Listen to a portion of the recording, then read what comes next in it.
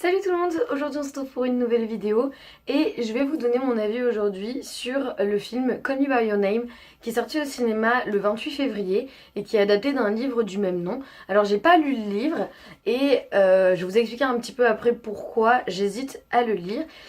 Mais donc voilà, aujourd'hui je vais vous donner mon avis et je vais vous dire si je pense que ça vaut le coup d'aller le voir au cinéma ou pas. C'est parti!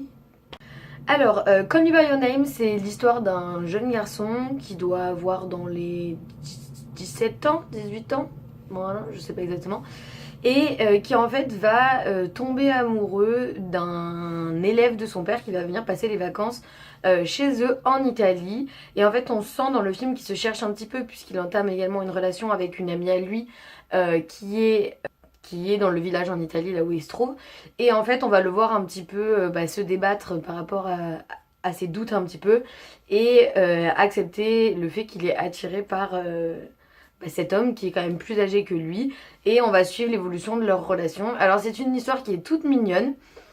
Et le gros plus de ce film, c'est le jeu d'acteur parce que sincèrement, waouh, je suis impressionnée. Le jeune acteur qui joue le personnage de Elio, il s'appelle Timothée Chalamet, je crois. Je suis pas sûre du nom de famille, mais c'est un acteur franco-américain, pardon. Et waouh, je l'avais jamais vu dans un film et je crois qu'il joue dans Lady Bird aussi. Mais waouh, j'ai été impressionnée, il joue hyper bien. Et l'autre acteur qui joue Oliver, donc l'amoureux de Elio qui est plus âgé, lui aussi c'est un acteur qui est impressionnant. Enfin, les acteurs dans ce film sont vraiment très bons.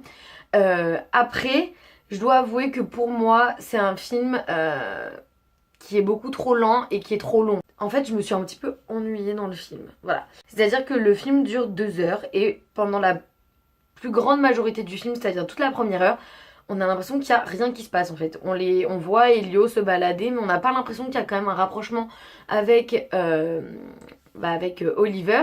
Et puis ça tombe un petit peu d'un seul coup, ils se mettent à s'embrasser, on ne sait pas trop d'où ça sort. Enfin, on sent que Elio a une attirance pour le fameux Oliver, mais on n'arrive pas à sentir la réciprocité dès le début. Et en fait, j'ai trouvé que la première heure c'était trop long. J'aurais préféré que le film soit plus court parce que vraiment ça traînait en longueur, c'était trop lent.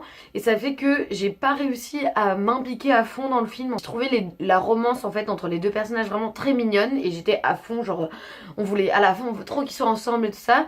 Mais en même temps, j'ai pas réussi à m'attacher à fond dans les personnages et du coup la fin m'a laissée un peu indifférente.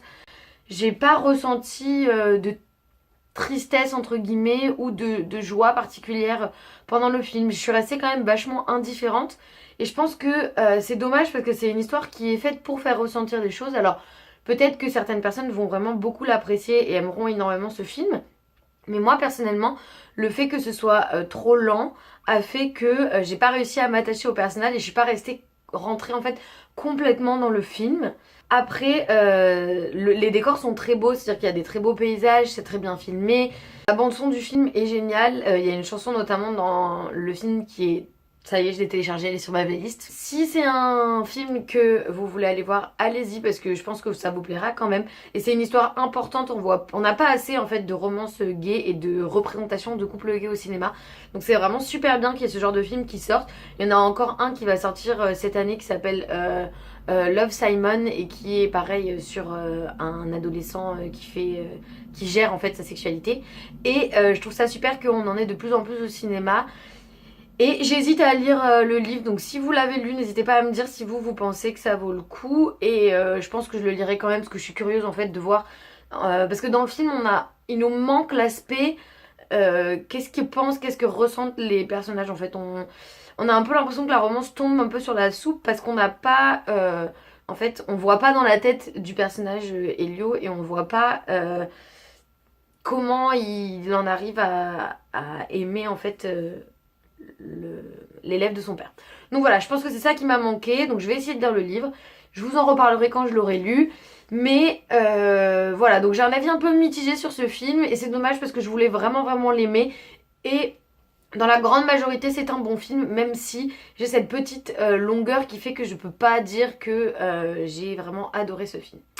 Donc voilà, j'espère que cet avis vous a plu, que ça vous aura aidé à savoir si oui ou non faut aller voir le film au cinéma.